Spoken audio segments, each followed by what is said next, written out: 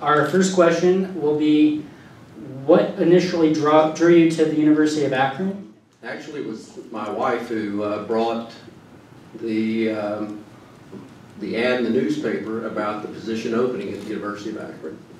Will the university be building a new residence hall? My understanding is that we're at full capacity in terms of the residence halls that the university has on campus. Can you please explain the importance of the impact that LeBron James is having currently on our campus? Yeah, more people know Akron, Ohio through LeBron James than any other thing in the world. The individuals in my office reached out to Michelle and said, is there a way to create a win-win relationship with the LeBron James Family Foundation and to the University of Akron? Talk about the degree in particular. Will the degree say the University of Akron, Ohio's Polytechnic University? The name of the university has not changed, so the degree will continue to say the University of Akron. Will Zippy stay the school mascot? I've never heard of one person that wants to get rid of Zippy, not one. We're planning on recruiting out-of-state students. They are from out-of-state in particular, and they feel as though advertising only in Ohio could be detrimental to the institution. Yeah, because of the shrinking population demographics, we've already expanded our recruiting area into other states.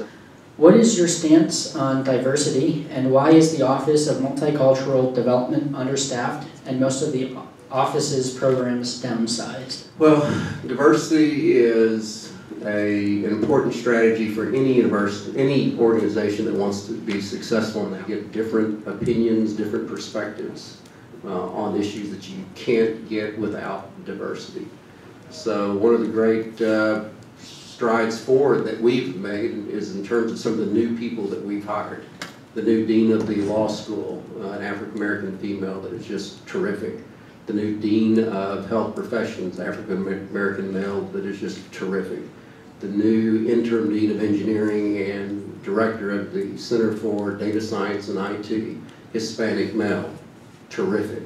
Our new chief information officer for the university, African-American male, terrific. So when we look at the people that we've added to this institution in just the last few months, the diversity of our leadership team is setting the example and will create the foundation for more and more diversity at our university. We're a diverse university, and we have to value that and to leverage that great strength going forward. In terms of the certain size of certain offices, we've had to thin down a little bit. We've had some financial challenges as a result of losing 10% of our enrollment in the last several years, so we've had to thin down like most organizations have had to do in recent years, and that's affected a lot of different offices. How do you intend on improving your administration's communication and transparency in the future? Yeah, I mean, the best part of this job is to be with students. That's the best part of the job, and there's so little time for it, especially the first year. Well answered. Next question is, does the term olive jar have any significance to you? It certainly does. Yeah, I'll tell you my experience with the olive jar. So, you know, occasionally I'll wake up, I'll read the newspaper, and I'll learn something that I didn't know before. And I learned that in the university residence, there is something called an olive jar. And according to the newspaper report, I learned that it costs $564. So I'm reading this and I'm going, I don't remember seeing an olive jar in this house.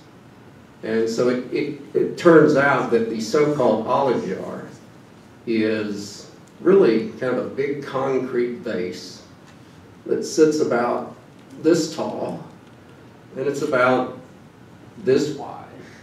And coming out of it's a big tree that the interior designer that the university hired to furnish the house with a certain budget chose to purchase in furnishing the house.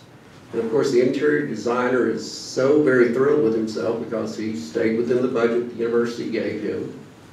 And of course all the money was raised by private donations to furnish the house. And So that's the olive jar. That's my experience with the olive jar.